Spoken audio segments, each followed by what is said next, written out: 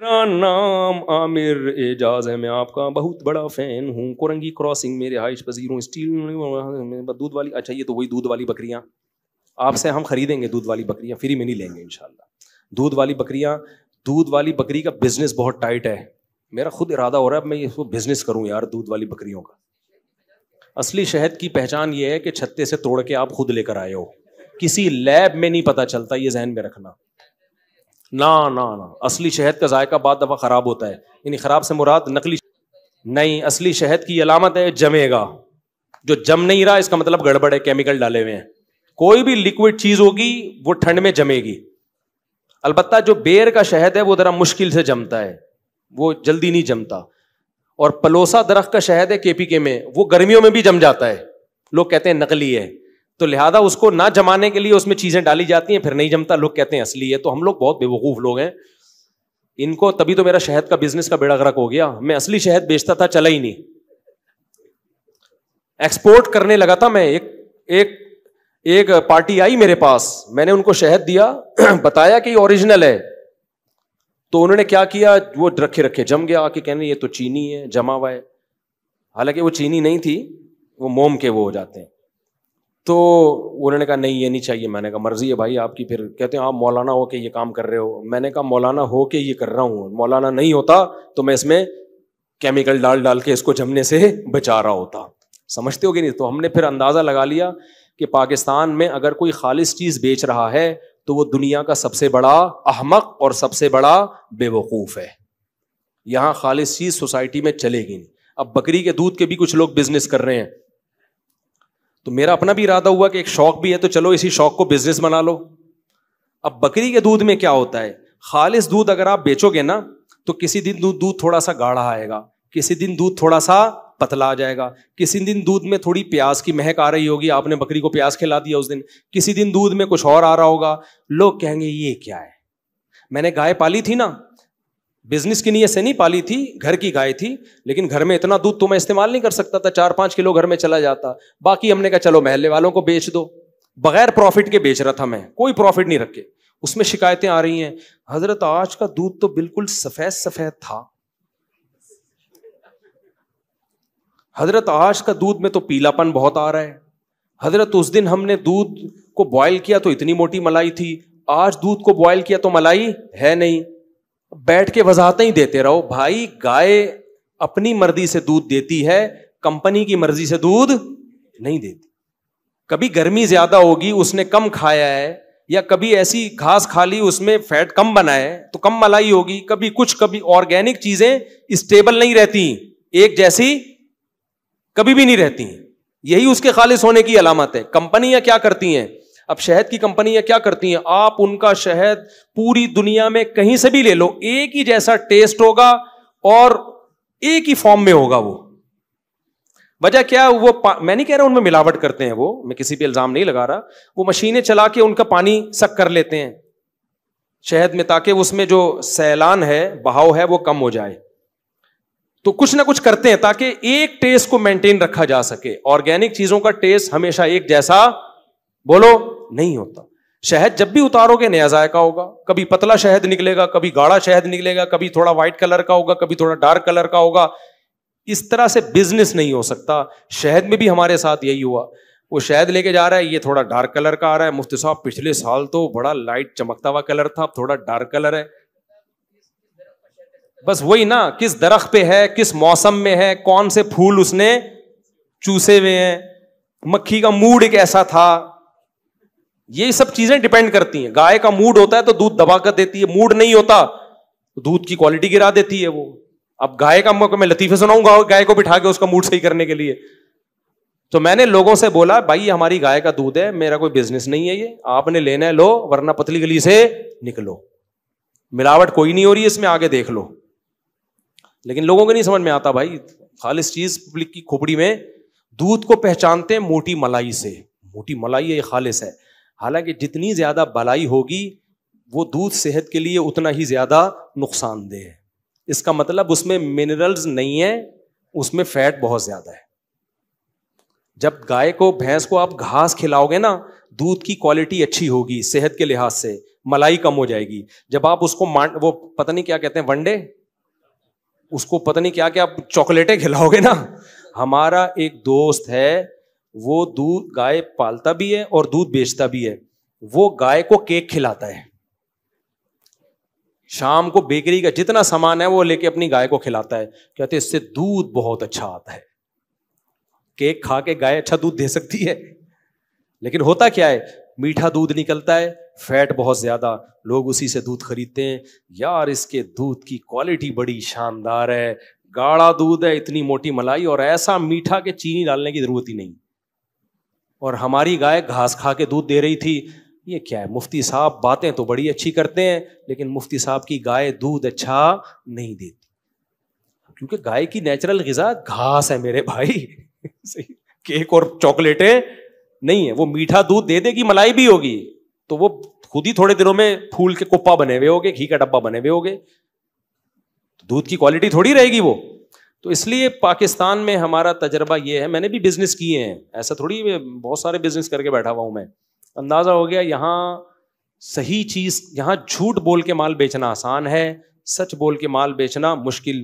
سچ بول کے شادی کرنا یہاں بہت مشکل ہے. آپ بولو میری اتنی آمدن ہے اور میری پہلے سے ایک بیوی موجود ہے, دوسری بیوی کو میں یہ گھر دوں گا, نہیں ہوگی کبھی بھی شادی. سچ بول کے کام کرو گے یہاں کچھ بھی نہیں ہوتا. تو یہاں سچ کی ویلیو نہیں ہے, کیا کریں, سوسائٹی اس طرح کی. کچھ لوگ ہیں عقل مند ابھی بھی الحمدللہ.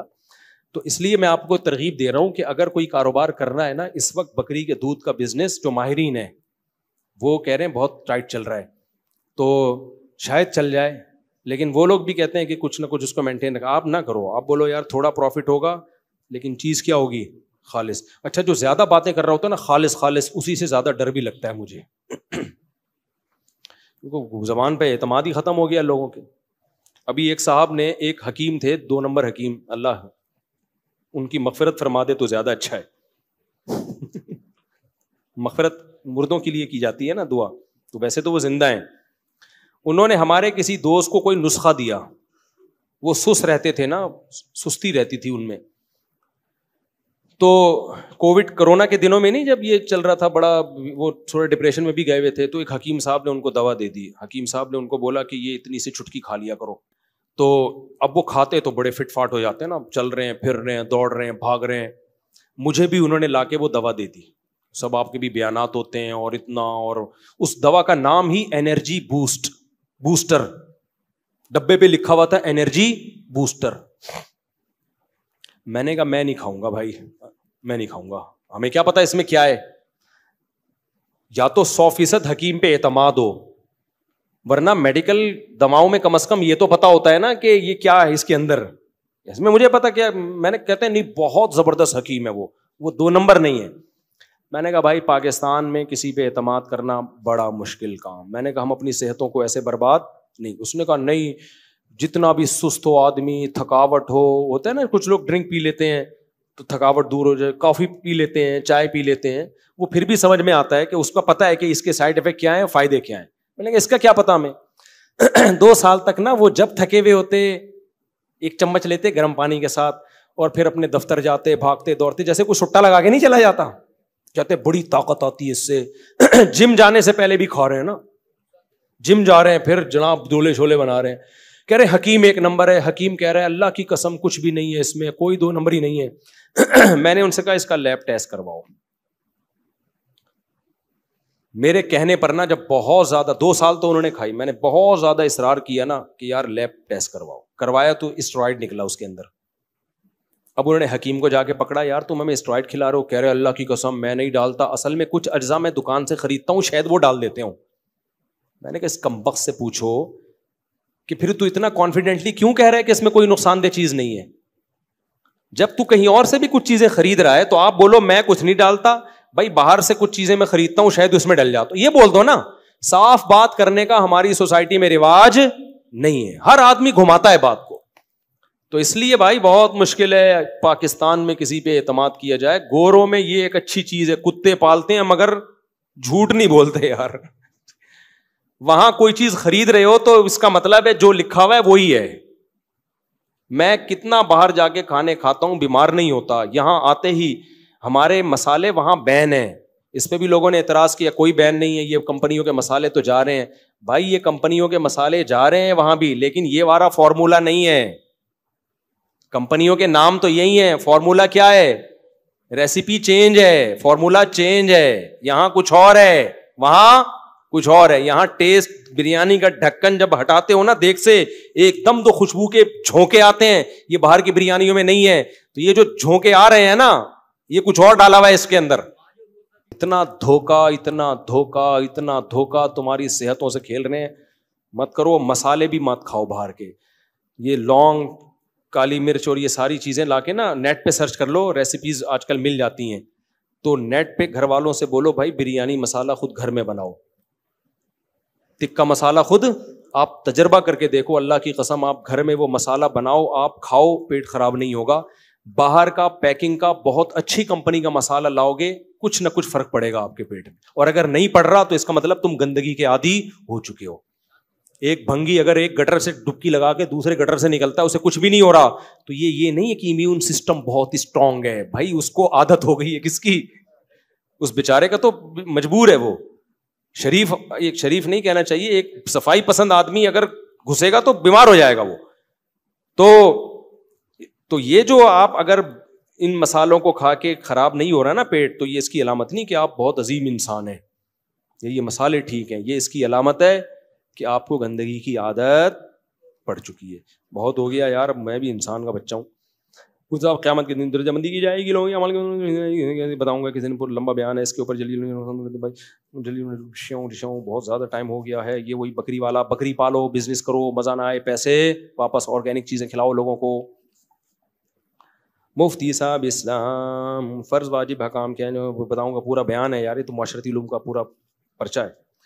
مجھ صاحب اگر کوئی شخص قیامت کے دن ایسا ہوا کہ اس کے پاس توحید کے علاوہ کوئی نیکی نہ ہو تو کیا وہ جنت میں جائے گا؟ سزا کھانے کے بعد جنت میں جائے گا. جو توحید پہ مرا ہے وہ بالآخر مار کھانے کے بعد صرف توحید کی برکت سے ایک دن جہنم سے نکل آئے گا. مفتی صاحب پیغمبروں کی قبروں کو اللہ نے سلامت محفوظ کیوں نہیں رکھا؟ صرف نبی صلی اللہ علیہ وسلم کی قبر مبارک محفوظ ہے. اس میں بڑی حکمت ہے, کیونکہ اللہ کو معلوم تھا کہ یہ امت میجورٹی توحید پرست ہے, یہ اپنے پیغمبر کی قبر کو سجدہ گاہ نہیں بنائے گی, طواف کا ذریعہ نہیں بنائے گی. پچھلی امتوں نے اپنے پیغمبروں کی قبروں کو سجدہ گاہ بنایا, حدیث سے یہ مضمون ثابت ہے. تو اس لیے جس طرح محمد صلی اللہ علیہ وسلم کی قبر محفوظ ہے, کسی اور پیغمبر کی اتنی یقینی طور پہ محفوظ نہیں. امکانات ہیں کہ داؤد علیہ السلام کی قبر ہے یہ, اور موسیٰ علیہ السلام کی, یہ یقینی نہیں ہے, امکان کی درجے میں ہے. یہ امکان ہے کہ ہو سکتا ہے, ہو سکتا ہے. لوگ جاتے ہیں نا جو بیت المقدس جاتے ہیں, وہ بتا رہے ہوتے ہیں ابراہیم علیہ السلام کی قبر یا موسیٰ علیہ السلام کی قبر, تو بھائی امکان کے درجے میں ہے, وہ یقینی نہیں ہے. تو اللہ نے چونکہ اسلام ہی کو باقی رکھنا تھا, تو اس لیے جو اسلام کے پیغمبر ہیں سید الانبیاء محمد صلی اللہ علیہ وسلم, صرف انہی کی قبر کو اللہ نے یقینی طور پہ محفوظ رکھا ہے. چلو بھائی بہت ہو گیا. سبحانک اللہم و بحمدک.